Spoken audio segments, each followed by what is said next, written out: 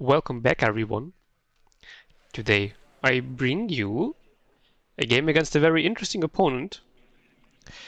This is Legion, which I guess a lot of people don't know. You might know him if you watched the North American Open tournament. That still hasn't finished, by the way. Still waiting for the finals. But unfortunately, Fortitude Fence was a bit ill. So that's why we're waiting for it. But Legion did very well there. He progressed quite far. And he has a very interesting playstyle. Namely that he just puts all his units into one big blob in the beginning. All his units meaning tanks, maybe IFVs, though I think mostly not. It's just tanks, some mechanized AA, and but mechanized recon as well. So something that can also drive up to the front line together with the vehicles, with the tanks. And then he just pushes through, like as far as he can. He's not like, stopping at the halfway point or something. He pushes through. And this caught a lot of people off guard. So that's why he was able to progress so far. And then I can't remember whether he was defeated in the quarterfinals or the semifinals, but yeah, he was defeated by Fortitude Fence. I think it was the semifinals actually. And so I am playing 9th DDR, 9th Panzer Division, against him playing 5E, which is already a matchup that is very close to one of my league games that I played last time I took part in league, where I played 7th Panzer, because 9th Panzer wasn't in the game back then, because it's a long time ago. So I kind of know roughly how the matchup will go, but obviously I have to adjust to his specific playstyle. And honestly, I don't think his playstyle is even that dangerous, because especially on Vertigo, I exactly know where he's gonna go down. Like, there's no fucking way that he's gonna just make a big blob and push it down here. In my opinion, that makes no sense at all. Especially because he needs this +2 back zone, otherwise he will be on a gigantic, negative tick. So it's pretty obvious that he's gonna push through here, and then fighting here, I have no issues with that, because my T-72s, they lack range, but you can see here, we aren't fighting at max range between those forest lines here. And then I can just put a lot of ATGMs in those forests there. I only have Vertigos, but because his tanks critically lack armor, that's like basically the only weakness 5V actually has. Everything else is retardedly overpowered, but they lack armor. So my lack of Conquerors doesn't really matter that much. Again, they have less. The Vertigo has less range than the Conquerors, but it doesn't matter that much between those forest lines. Like from here to here, it's a bit annoying, but other than that, it's honestly fine. One thing that is going to be problematic in the tournament, obviously he wasn't able to play 5e because everybody just bans this shit because it's just so unbelievably broken. So he was playing, like, I remember he played 16th Belgian a few times and 35th US. Don't really know why. I guess you can get a lot of vehicles with them at the start. Actually, not that many because the M60 is still overpriced. But anyway, the big problem of fighting against 5E in this case is obviously that he also has the forward deployed recon tanks, which will be very, very annoying, especially for the Vertigo that I'm trying to get into here. I will reroute it to go into this building because I was sure that he could get here in time to snipe it off. So at least when it goes in there, I wasn't sure whether I would have enough time to get into this building, but we would see. So this is also why I am deploying this mod off clearer a little bit more defensively, not like here, because I'm afraid that he could snipe the BMP-1 off at this range. Same with him here. And because the recon tanks aren't real tanks, right? They're wheeled, so they are very, very fast, which is a big problem. And you can see another in the forest line here, I just have another Vertigo and 30mm grenade launcher in case he has some infantry in here and he moves it over the open. I really doubt it, but just in case, 155-point grenade launcher shouldn't be a big investment, or 35, but plus the transport. And you can see the recon on the left-hand side, I'm pushing it through completely, because I'm really fairly sure that he's not going to move into here. And just to check, I'm moving it through, so if he doesn't, I can just first tick by command and capture Dimitri in center. If this recon dies, then I know that there's something going to be there, so I'm not going to go there. And other than that, you can see I just have a giant blob. I have 2 ATGMs. As I say, one going here and one going into this forest line as well. So a line of ATGMs. I have a Coop and a Strela for some air defense. A supply truck for the Coop, but also for the tanks, because I have 2 T-72 moves that are still ridiculously underpriced as well. Then the ARM1 was nerfed, but the M and the move weren't nerfed. And the move is still... It has the same price as the M, even though it has 1 more armor, which kind of makes sense. And the M is already underpriced. And then 1 command, T-72 MK, 2 more Schützen, and the Sturm also going in there in case he would like try to go over the open here. I could have the Sturm to catch him off, and here I would need the extra range. There I already see one of his armored cars, well, recon tanks, armored cars, whatever you want to call it, driving somewhere to here. Another one is here. Luckily though, the mod Aufklärer were able to sneak by, but then I quickly unload the Vertigo because, I mean, of course I would be in line of sight. He sees it, smokes it off, but that's already kind of okay, because now he uses smoke on his AMX-10 RC. It's an AMX-10? I think so. On this recon tank. So he can't smoke it off anymore, and well, I will be able to kill it without any issues now. If I see it, tanks driving in, I somehow don't have recon information, even though recon BMP is right there. Yeah, they are also just way too stealthy in my opinion. Oh, well, their stealth would be okay if they wouldn't be so good overall. But yeah, well, now I see his giant tank blob. As expected, you can see command already going to the left-hand side because there's nothing there.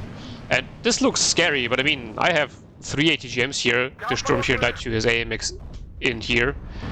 And as I said, well, the T-72s at this range will be performing quite well. So 2 AMX 30B2s already down. I'm buying an air, because I didn't see any air defense together with them. It might be further back, but I mean, 2 planes coming in should be good enough. Even though this rocket unfortunately lost its target, so didn't go through. Roland 3 luckily misses, and I was going for his command. Sorry, misclick. I was going for his command because I thought that even if his tanks get in, I will have the mod Schützen here that will first of all be an issue to them. But even if they all die, at least he won't have a command, and putting in another command will take him a lot of time. And until he's in here, I will have had more than enough time to catch the Dimitri in center. So this push here has been killed completely. Coop shot down his Mirage. His Mirage luckily wasn't able to kill off my HE bomber. That was very nice. Buying in a second SPW for the left-hand side of the hill here. He's bringing in some Alouettes. But I mean, I have the Strela 10M, so this shouldn't be a big issue. Buying in the Mi-8 PPA. So this is a jammer helicopter recon, which is very nice. Especially because they're bugged right now, so they reduce the recon value of all recon, not just of GSR recon. And I want to use it to spot the AMX-10 here, because I know that he has no AA there, because I flew my planes over and nothing was shooting from here, so there's no AA there. The recon helicopter will be able to spot it, and then I can just rush it down with with my T-72s. I lost one of my T-72s, so that's a bit painful, but not the worst. He goes for my Coop, and the Coop was out of ammo because I pushed the supply truck forward to support my tanks. Fortunately though, he was so stunned that he wasn't able to kill off the Coop.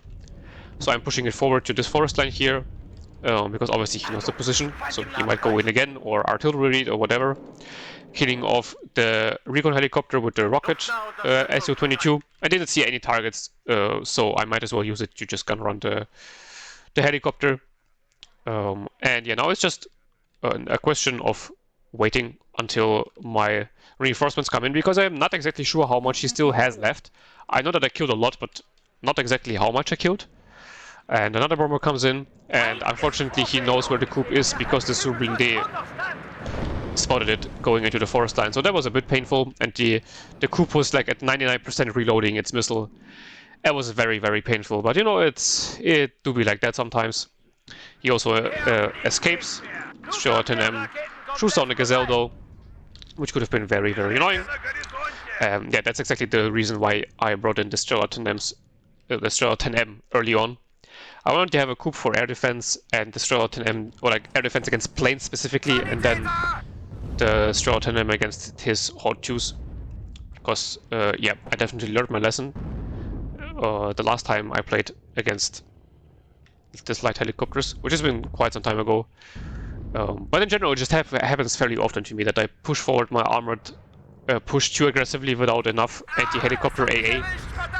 And yeah, this tends to end very badly. So here I'm spotting his tank, but my T-72s were a bit out of position, so they couldn't engage. Now I'm moving them forward. I mean, that move at T-72 move should be good enough, but unfortunately it misses, and the command tank didn't get its shot off, and he retreats his AMX-10 instantly. The Sublinde. That was a bit annoying. Here I'm just moving forward to Sterling them because I see that there's nothing engaging my Mordschützen, so I was pretty certain that I can just move forward. And I mean, in this case, I could have literally just moved my tanks forward as well, because obviously there's nothing firing at me. But the thing is, I was still afraid that there might be like one random squad sitting in the back, and I just really didn't want to lose my tanks because I know that his like second push might already be on the way. And I have the 2 left zones, so I'm already on a tick. So there's absolutely no reason for me to just suicide my tanks in. I might as well wait. SPW or the BMP-1 hits. Not an SPW, it's a BMP-1. Hits the Roland 3 once, but then unfortunately it just gets out of line of sight. And yeah, then it doesn't get the second shot off, unfortunately. Very, very sad. Could have killed off the Roland 3. Would have been such a nice and important kill. Let's see now a T-72 coming in for the right side so that I can just push through the forest and engage the Sublinde. Mordschützen now are just pushing forward because I saw that the BMP-1 wasn't being engaged by anything too serious. So yeah, might as well try and see whether I can get in. Finally have recon up again, because that was honestly the most painful loss I took in this whole engagement. It was that I lost my recon. And that's pretty dangerous, because as we all know, the French also have very broken infantry with the Apilas launchers. So those can deal with my tanks in seconds. Pretty sure they can one-shot them from the side. Not from the front, but from the side, pretty sure. Brings in another Jaguar. Second coup was already on the way, but I took quite some time to buy it. Here should have also stopped it. So the missile could have tracked, and I could have maybe gotten a second hit. I mean, it was pretty unlikely, but it's still better to, you know, have a low percentage than no percentage. I saw that he put like an AMX-10 RC or Sublinde somewhere in here. That's why I retreated the SPW a bit and bought in a Vertigo. Should have moved up the Vertigo as well, honestly. But I think he put it somewhere in the back here against just some flank protection, which is kind of, you know, that's pretty expensive for flank protection if you ask me. And yeah, well, now he just buys in the cheap AMX-30Bs, the old ones, and they stand absolutely no chance against the double T-72 M1 at close range. Mordschützen also get rid of the other AMX-30B, so now 3 tanks died in quick succession. Brings in a Brennes. The recon BMP-1 actually hits his Malutka. I hit him once, smoke off, and then he surrenders. Because he knew that he wouldn't be able to get back in there, and I was already on my way in. And you can see, yeah, pretty solid win. Pretty good kill-death ratio as well. Like, the bomber here early on, killing the Brennes and the AMX-10 was very nice. I actually thought it killed him more, but most of the work was actually done by the T-72s here. This one killed 2 AMX-30s, the command tank killed 1 AMX-30 for go, 1 AMX-30B2. Actually, BMP-1 also killed an AMX-30B2. That's very nice. And yeah, that's just his all opener basically gone in a matter of seconds. Also, recon BMP-1 killed the AMX-10 RC. Sublinde, no? Nice kill. And yeah, on his side, this Sublinde was a bit of an issue, killing off the Sturm S in the opener. Honestly, also not the best idea of me to use the Sturm on the flank on its own, because I knew that he could be driving around to this little forest patch on the right-hand side, but I kind of just assumed that he would rush everything down the center. But yeah, I mean, oh well. Overall, it still went well. Yeah, the Jaguar killing the coup was unlucky, but other than that, also I wasn't aware that the 30mm AA gun could penetrate the BMP-1. That's nice to know, even though it won't be useful like 99% of the time, but it's still nice to know. And yeah, so that's kind of the issue. It's like an interesting playstyle, but if your enemy knows what you're doing, it's honestly very easy to counter. If you have a bad division, obviously you're fucked, but that's just because you're playing against 5e, and then you're just in general fucked. But if you're playing a not completely trash division and the matchup is okay in general, yeah, it's pretty okay. So yeah, I hope you enjoyed this little unique video, the unique playstyle of the enemy. I'm not sure whether he will actually just continue doing it to the end of days. Maybe he's like mind gaming you, and then the next time you play against him, he's doing something different. But I also don't know whether he remembers everybody who he played against, because I for sure don't. But anyway, maybe we will see. Maybe I will get him again. Maybe we will also see him back in some tournaments. That would be cool. Because more people in tournaments is always nice. And he's not cheesing or anything, so I'm absolutely fine with that. And yeah, well, oh, by the way, there was no super tournament on the weekend, so that's why there were no videos on it, and yeah, Protoss just wasn't feeling very well. So yeah, happens sometimes. League will start next week though, so there will be some nice videos for that. So yeah, hope to see you then. And until next time, have a beautiful day and bye bye.